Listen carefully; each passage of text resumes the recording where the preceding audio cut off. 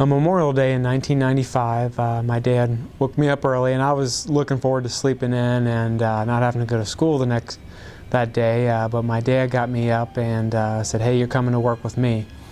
So that day, we went to a house in Georgetown. This house has been empty a long time, and a woman had recently bought it. And my dad says she was having trouble keeping people working there on the house because it was haunted. When the lady first purchased the house, she took a picture of the house, and there was a man with a handlebar mustache that appeared on the front porch that no one could explain, and he definitely wasn't there when she took the picture. So we get there. It's a little bit after dawn. My dad, myself, and a worker he had working for him named Clarence. Well, my dad sets me outside on the front porch, and he's got me standing down the railing in the just basic stuff out there that I couldn't really mess up was what the deal was. My dad was working upstairs, and the upstairs was filled with bats. And he said, "Don't go up there, you don't want to get bit by bats or anything." And so the day goes on, and I'm expecting to hear something, see something, but nothing happens the whole day. And we come inside, and we're eating by the fireplace for lunch, and nothing really going on. So the day drags on a little bit for me, and I'm sanding and trying to clean things up there.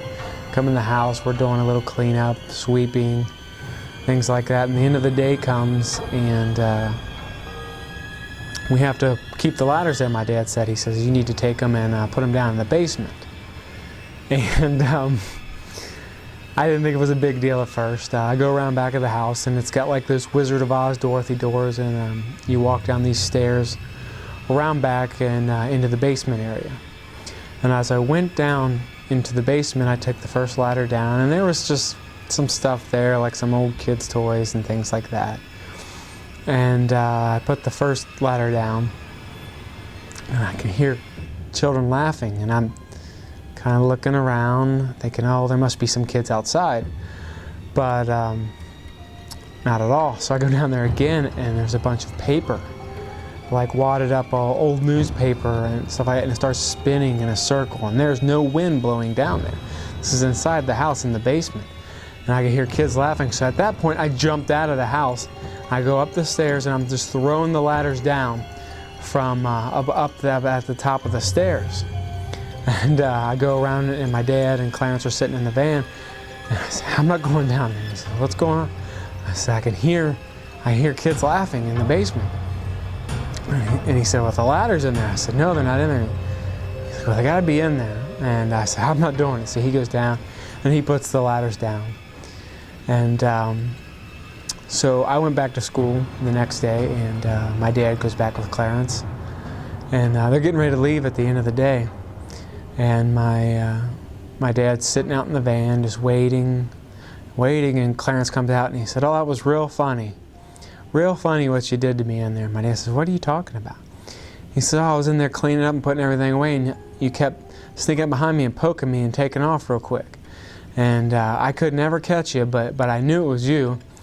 And my dad said, "I haven't done that. I've been out here waiting for you." And Clarence turned really pale. He turned really white. And after that, he got really sick. He got so sick where he couldn't even get up and move and walk around. So my dad actually took him to his mother's house and left him there. And he didn't want to go back to the house. So my dad and Clarence, they didn't finish the job. They left it, and afterwards, there was the lady who owned the house. She had an exorcism performed on the house, and there was never an issue. The house was totally restored, and it just looks fantastic now in Georgetown, Ohio.